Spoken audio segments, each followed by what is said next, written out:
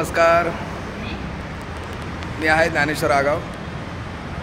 हे आहे नगरमधलं थिएटर सिने लाईव्ह. या ठिकाणी हिंदी चित्रपट सुरू आहे. कोणता आहे तो? सैयारा. हां, तर सैयारासाठी लोक तोंडावर पडायलेत. आणि इथंच मराठी चित्रपट पण लागलेला आहे, ये रे ये रे पैसा.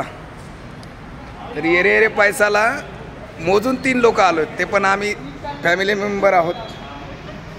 आम्ही दोघं, नवरा बायको आणि माझी बहीण आणि माझा छोटू.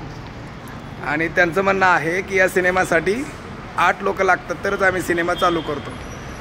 हां मॅडम, किती लागतात मुलं? किती लोक लागतात एका चित्रपटासाठी? मिनिमम 8 लागतात. ओके. त्यांचं म्हणणं आहे 8 लोक असतील तरच सिनेमा प्ले होतो. आता त्यांचंही चुकीचं नाही आहे.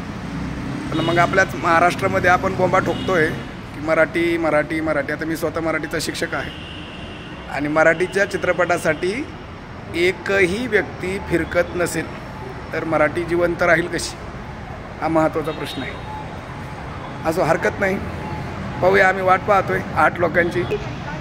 आणि मराठी चित्रपटासाठी तुफान गर्दी आहे, तुफान गर्दी आहे मराठी चित्रपटासाठी. चालू होते चालू. बुकिंग नाही. आम्ही 3 लोक होतो. कमीत कमी 8-10 जण असेल तर चालू. सैयाराला किती आहे? सैयारा आता 8 वाजता शो होता, चालू झालं. फुल झाले की त्याला? एक तिकीट फुल झालं. सैयाराला एक पण तिकीट शिल्लक नाही. 11 वाजता आहे, परत 11 वाजता आहे. आणि मराठीचा एकच सिनेमा होता, एकच टाईम होता, तरी भैया एकही झाला नाही शो. 2 टायमिंग होते मराठी मूवीला. दुपारी होता का शो? नाही, सकाळी 11 वाजता आहे. हां, आता 8 वाजता होता. सकाळचं झालं का? बुकिंगच नाही. सकाळी पण नाही झाला आणि आता पण नाही.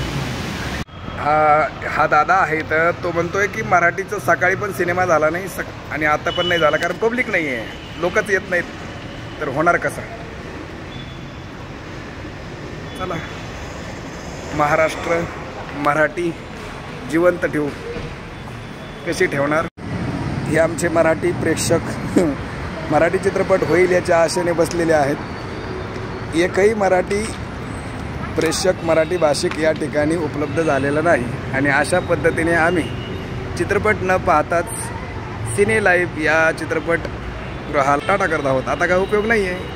चला पुन्हा पाहू मराठी चित्रपट, हौसेने येऊ. तुम्ही पण पहा.